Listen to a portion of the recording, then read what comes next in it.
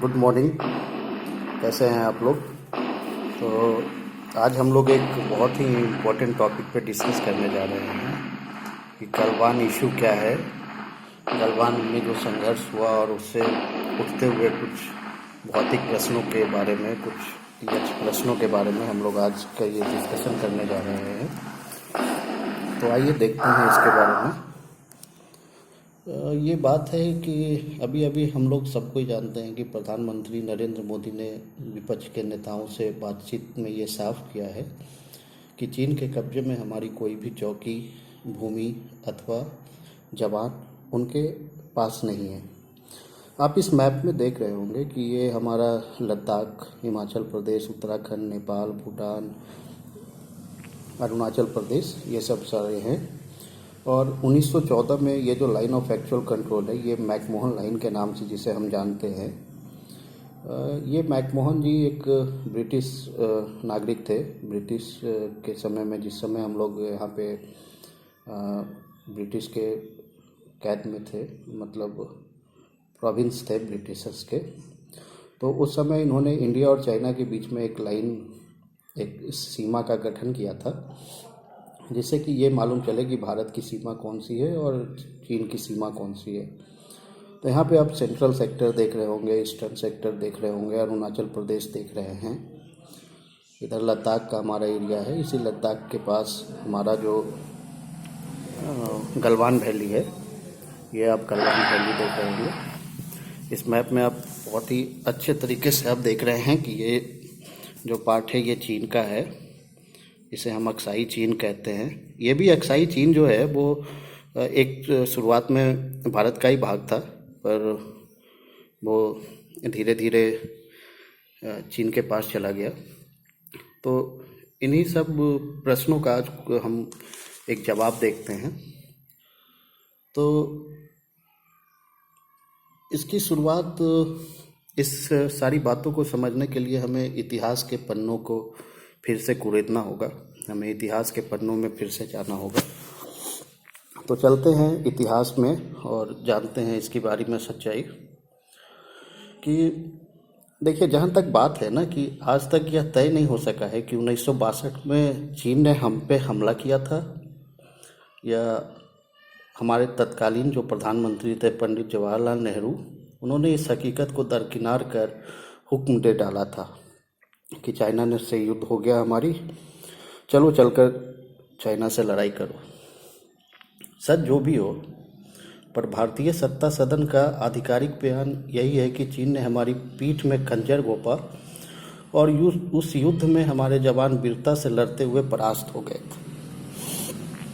तो जहाँ तक अगर इतिहासकारों का मत है, इतिहासकार जहाँ तक मानते हैं, उनमें कोई एकमत राय नहीं है कि 1962 का युद्ध सही में हुआ था। कुछ इतिहासकार कहते हैं कि चाइना ने हमसे युद्ध किया, हम लोग हार गए। कुछ इतिहासकार ये भी कहते हैं कि चाइना ने युद्ध नहीं किया था, उनके मन में जो तिब्बत रिवोल्ट हुआ था और जो हम लोगों ने दलाई लामा, इंडियन गवर्नमेंट ने दलाई लामा को अपने यहाँ शरण दिया था, तो इन सब से उपजे हुए जो असंतोष थे, तो उनको भुनाने के लिए ये 1962 का जो उनके मन में जो लड़ाई, एक कसक थी, चीन के मन में जो कसक थी कि उनका जो 5 फिंगर पे कंट्रोल करने की जो उनकी चाहत थी, तो उन सबों के चक्कर में ये लड़ाई हुआ था। तो ये जो पराजय भी ऐसी वैसी नहीं थी। इस लड़ाई में हमने ये देखा कि चीन ने अक्साई चीन सहित हजारों वर्ग किलोमीटर भारत भूमि पर कब्जा जमा लिया था।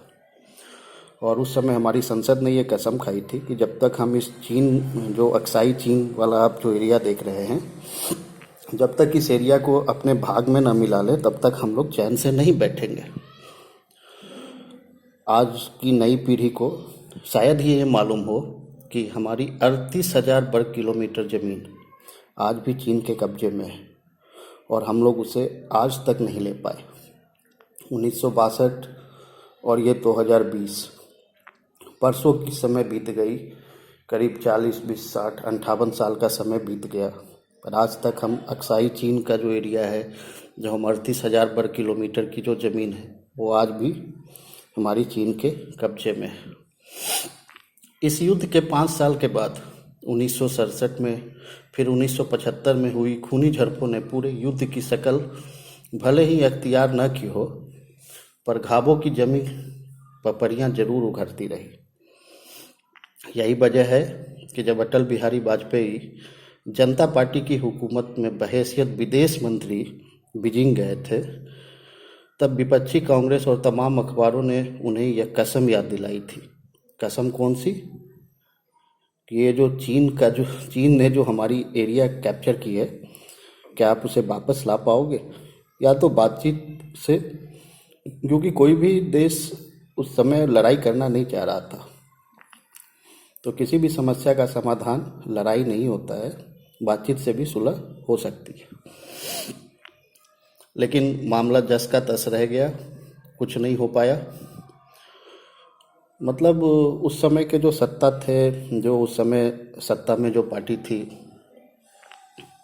उन सबों की उसके बाद की जो पार्टियां रही या उनसे पहले की जो पार्टियां रही, उस लड़ाई के बाद से सबका एक ही नियत रहा कि चलो चीन से अब दोस्ती बढ़ाई जाए, क्योंकि लड़ाई झगड़े से किसी को कुछ होना नहीं है। इसी क्रम में इंदिरा गांधी ने 1981 में बीजिंग से दोस्ती के कदम बढ़ाए, जिसे राजीव गांधी ने और मजबूत और गति प्रदान की। इसके पश्चात भी नरसिंह राव हो या अटल बिहारी वाजपेयी की सरकार हो, मनमोहन सिंह की सरकार हो या हमारे अभी मौजूदा प्रधानमंत्री नरेंद्र मोदी को, सब एक ही सुर गाते नजर आए कि चलो चीन से दोस्ती बढ़ाई जाए। समय के साथ संसद की कसम हो या पराजय के जग धूमिल पड़ते चले गए। पुरानी कहावत है कि वक्त हर घाव को भर देता है, पर कूटनीति किसी एक मुहावरे के आधार पर नहीं तय की जा सकती। ईसा के जन्मने से पहले हमारी ही धरती पर जन्मे चाणक्य ने कहा था कि पड़ोसी से बड़ा शत्रु कोई नहीं हो सकता। इसी भेड़ चाल में जॉर्ज फर्नांडिस, जो हमारे अटल बिहारी वाजपेयी के सरकार में रक्षा मंत्री थे, उन्होंने 2 टूक में कहा था कि चीन हमारा सबसे बड़ा दुश्मन है। वो बहुत दूर की सोचते थे। उन्होंने ये बात कही थी कि पाकिस्तान तो अभी हमारा शत्रु है, पर दीर्घकालिक शत्रु हमारा जो है वो चीन है। पर उनकी बातों में ने बड़ा घमासान मचा दिया था। उनकी बातों को हमारे जो समय सत्ता में हुक्मरानों थे, उन लोगों को ये बात पची नहीं, और जॉर्ज फर्नांडिस जैसे काबिल नेता अपनी बात से को मौन कर बैठे। उन्होंने फिर इसका जिक्र कभी नहीं किया। पर जब तक वो रक्षा मंत्री थे, वो अपने थल सेना, वायु सेना, जल सेना, इन सबों के सेनाध्यक्ष से इस पर बहुत विचार विमर्श किया करते थे। अपने सैन्य अधिकारियों से वह हमेशा अनौपचारिक तौर पर तथ्य की चर्चा किया करते थे। हमारे पूर्व रक्षा मंत्री मुलायम सिंह यादव ने भी भारत की तिब्बत नीति पर सवाल उठाए थे। गलवान घाटी हादसे के बाद जॉर्ज फर्नांडिस के इस तीस के साथ कई बार याद किए गए कि उनकी बात को क्यों नज़रअंदाज किया गया, क्यों हमारा सत्ता सदन अपेक्षाकृत एक कमज़ोर मुल्क पाकिस्तान को दुश्मन नंबर 1 बताता रहा। हमने चीन से लगने वाली सीमा पर पुख्ता इंतजाम नहीं किए, बस बॉर्डर मैनेज करते रहे। NFEA का जो पोस्ट था उसे हमने 1962 में शुरू किया, पर 1968 में आके हम लोगों ने उसे बंद कर दिया। इंडियन आर्मी और बॉर्डर रोड ऑर्गेनाइजेशन के तहत पे ये काम करते रहे। 1972 में 2000 में जब कारगिल हुआ, कारगिल से के बाद जब इंडियन आर्मी ने ये रिपोर्ट सौंपी कि बॉर्डर पे और रोड की ज़रूरत है, बॉर्डर इंफ्रास्ट्रक्चर बढ़ाने की ज़रूरत है, पर 2012 तक उस पर कोई काम नहीं हुआ। आखिर कहीं ना कहीं हम पिछड़ते गए। हमने ज़मीनी हकीकत को ध्यान में न रखते हुए सिर्फ कागजी कार्रवाई पर ज़्यादा ध्यान दिया। आज उसी का ये नतीजा है कि गलवान का संघर्ष हुआ। चीन इस बीच अपने बॉर्डर पे इंफ्रास्ट्रक्चर को बढ़ावा दिया।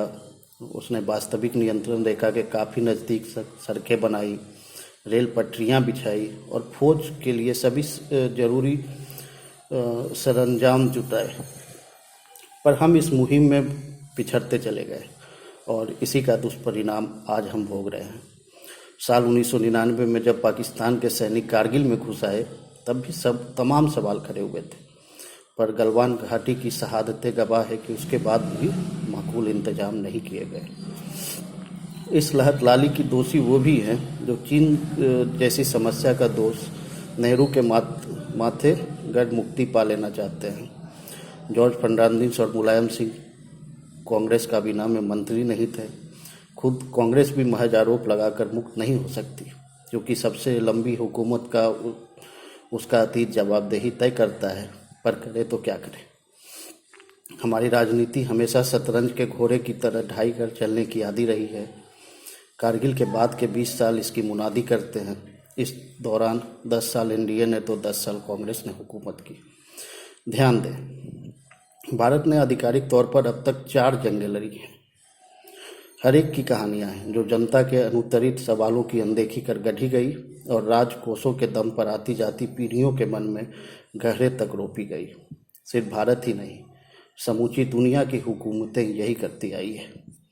इसलिए मुझे मौजूदा निज़ाम में सियासी सवालों के जवाब से कहीं ज़्यादा उन कारणों के निवारण की दरकार है जिनकी वजह से चीन या पाकिस्तान यह हिमाकत कर पाते हैं।